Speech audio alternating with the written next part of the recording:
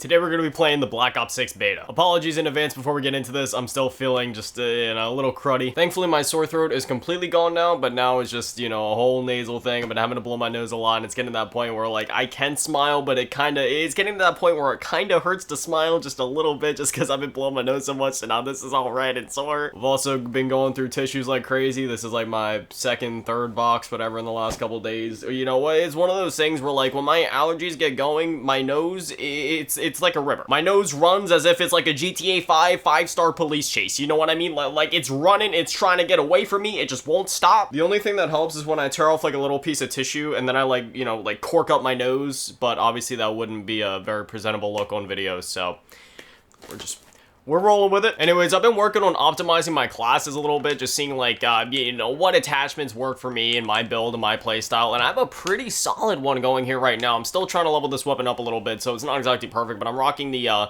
however you say that Russian name, Reflex, a suppressor, vertical foregrip, extended mag 1, and a quick draw grip. It's really nice being able to just list stuff off, like in Classic COD, like, hey, it's a quick draw, it's a foregrip, rather than having to be like, oh yeah, it's the VX Pineapple Mark II 74.5 grip, or whatever, like they do in the Modern Warfare games.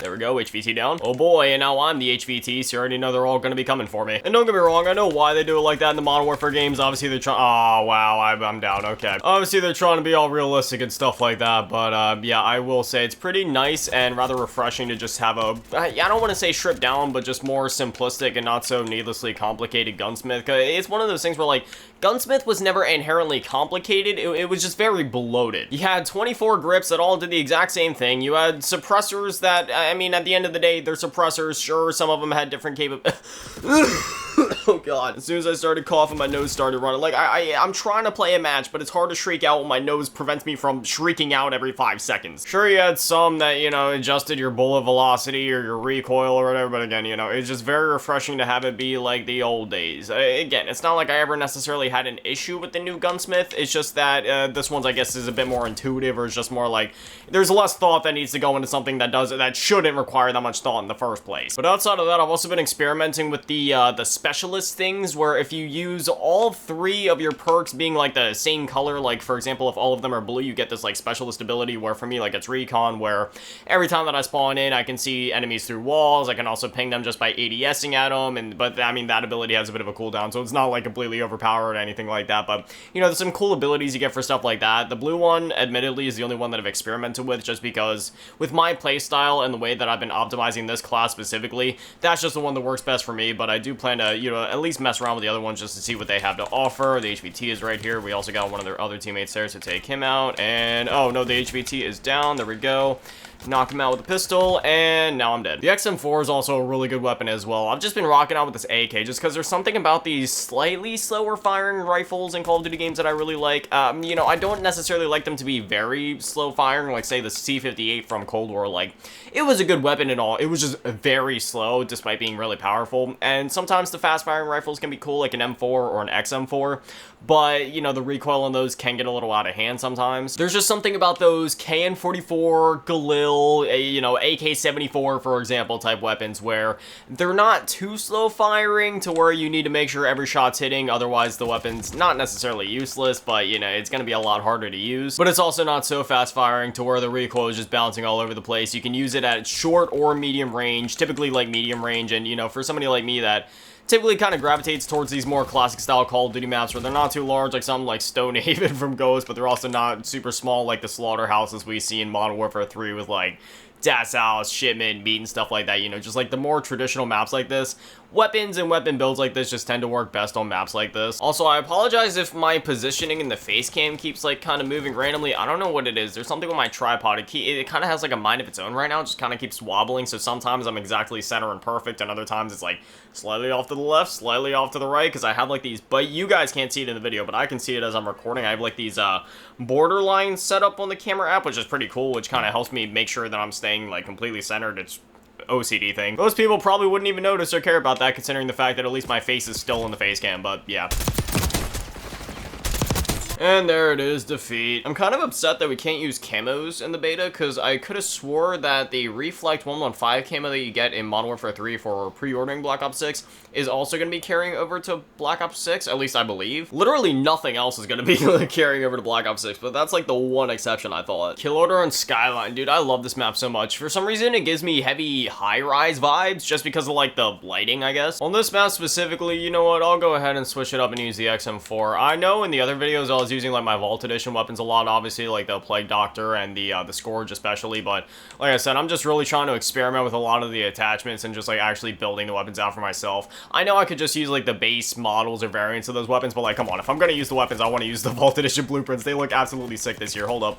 Are we actually, is there actually some streaks that are gonna happen this game? I'm not asking to go on a nuke or anything. Like, I just, at least let me get a UAV or something. There's a bunch of them down there. See, here, you know what? I think I'll run around this way and try to pick them up, because originally I was gonna jump down there, but there's like a bunch of them on the map down there. All right, we got a couple, whoa, yo, he's like, why? People that play that aggressively are stupid. Like, sure, you're gonna kill me, but guess what? Once you're done with that slide, the 5 homies behind me are gonna melt you in like 30 seconds. Like, sure, playing aggressive is cool, but like, at the end of the day, where is it gonna get you? A grave. All it does is annoy the one person that you do kill before the 5 people behind me melt you. And if the people behind me don't do it, then I'm gonna find you in the next life, and I'm going to melt you, because I know your tactics, and you're not that good. Just because you can catch me by surprise and jump in my face or slide around a corner one time doesn't mean that you can do it again once we're face to face doing a 1v1, because 9 times out of 10 I'm gonna melt you unless you catch me by surprise that one time, and again, you'll die anyway. I've been playing Call of Duty since Finest Hour on the PS2. I've played and mastered every single Call of Duty multiplayer. I will destroy you. That's another thing that's weird about the new age of Call of Duty. You have a lot of those like TikTok and YouTube short kids that are always like, you know, doing those weird, like, Movement King tactics and trying to do all these weird jerky mouse movements and tricks and all that, and it just, you know, none of that stuff really works. You know, if we're gonna 1v1, sure, you can slide and do your little Movement King strats, but I'm still gonna destroy you. While, yes, the new movement is cool and it's good, and it helps with getting an advantageous edge over your enemy from time to time, whether that be through placement, positioning, or just in a one-to-one gunfight, if, say, you know, you need to dive to the side to avoid some of their bullets, and then you pop them in the face, like, yeah, there's obviously advantageous ways to use this movement, but when people start doing that weird, like, sliding, spinning around trickery, I'm not talking about, like, the classic trick shots or anything like that when I say spinning around. I'm talking about the people, you know, where they're, like, looking left to right while they're sliding just to get a little bit of, like, that extra momentum. While you're sitting there trying out for the 2028 Olympics, I'm literally just gonna melt you in, like, 30 seconds. Like, you're sitting there sliding, spinning, barely able to look around, and in that time, I'm gonna melt you. I mean, that's how Call of Duty's TTK is. You're just gonna die. Old school and new school Call of Duty, really the best way to play it is to play it somewhat tactically. I'm not saying to play this thing like a game of Siege. Like, obviously, you guys have seen my gameplay. I still do rush around. I still do play offensively and push. But Call of Duty, it's not necessarily about camping, but it's also not always necessarily about being an overly aggressive turd either. You know what I mean? Like, really, the best way to do it is to find a spot that works and then kind of like flip back and forth like this. Like, you sit up here, you pick off some guys if they get into your area, you shoot off the hallway, you shoot down there, and then you run over here, check the stairs, make sure nobody's running up over here, and you just kind of do this. That's how we've always done it in Call of Duty, and to this day, it's probably still the best way in terms of going out on, like, consistent streaks and such. Right there, it's actually going to be hard for me to streak out a bit because the HVT is down there, and obviously he has extra HP, so I'm gonna re-up on my ammo, call in my shrieks, and pray. Now, obviously, there's no rules to Call of Duty, and you can still be successful and do very well and get nukes by rushing around like an absolute madman and destroying everything in your sight. Yes, of course. Both back in the day and nowadays, those were very viable strategies that even, again, I do from time to time, but in terms of sheer consistency and just acknowledging the fact that even the average player nowadays is a lot better than the average player probably would have been, you know, back then, just because people have more time to play games. People are just, yeah, I guess, better in general nowadays, now that we've had so much time to play and master this franchise over time. You know, it's, you know, the old school strategies, they'll always work, just like this, just running back and forth, doing the semi-tactical, semi-offensive type of thing. I feel like a lot of players complain about, like, SVMM and all these other things in the game because they expect to be able to rush around and melt everything in sight with no problems at all, with the enemy not even trying to fight back. Like, look at that, I just went 24-9. I mean, is that, like, absolutely amazing? Best in the world? Of course not. Oh, look at that, I actually got best play as well. Let's see, did I do Anything go? Oh, I think this is the one from the beginning of the game. Yeah, we melted that person, hit the stim, shot that person, then somebody came around the corner, I believe. Yeah, we popped him, and then, yeah, I think that's it for that one. I only got second place, but I'm not too mad about that, because, again, my KD ratio is probably, yeah, it was much higher than the person in first, so, I mean, I'll take it. And he only had one more kill. But anyways, like I was saying before, like, yeah, sure, SBMM, EOMM, there is something to be said about all that stuff, but I feel like part of the problem is people expect to be able to just, like, rush around these maps, rush around these games, you know, drop nukes with the enemy barely even trying to fight back, and for them to be able to do it, like, with no problem at all.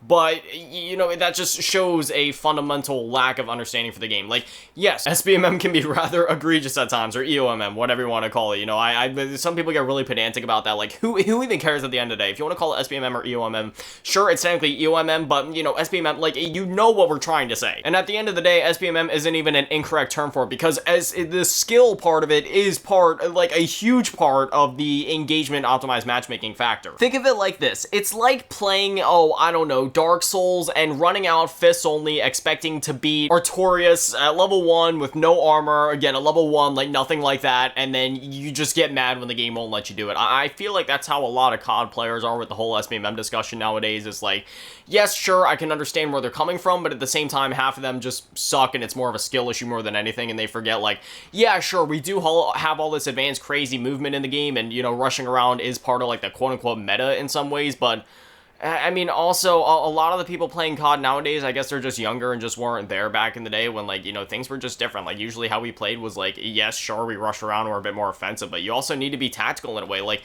you have just as much HP and can do just as much damage as everybody else in the game. You need to utilize cover. You need to watch your HP. And furthermore, you need to make sure your aim is actually good. I can't tell you how many times I've seen videos of people trying to, like, dunk on the whole SBMM thing, and the whole time they're not even getting any hit marker. Like, they'll shoot at the enemy, but they'll miss every one of their shots. It's like, dog, maybe you just suck at the game. Because realistically, if you think about it, if SBMM is actually doing its job, then it shouldn't be that hard for you. Will it be harder than if there was no SBMM? Yes, of course, I'm not denying that. That is objectively true, that yes, it's going to be a slightly sweatier experience, but at the same time, if you're failing to even get a single kill, I feel like that says more about you than the algorithm that is literally putting you up against people of your skill level. Again, I'm not defending it one way or the other, though, because, like, yeah, dude, I do miss the days of old when, you know, there wasn't any SBMM, or, I mean, I should say at least less SBMM in the game, because that's been a whole thing. Like, you know, like, there was proof that there was at least some slight form of SBMM in those older games, but it was definitely more connection-based more than anything else. The skill-based thing was more or less just dependent on your, like, your level, how many people were in your party, a party or KD and stuff like that, but it was very light. The way I see it, if it really was that bad to a point where it makes the game unplayable, Call of Duty wouldn't sell. You know what I mean? Like, people just wouldn't be playing the game, so, and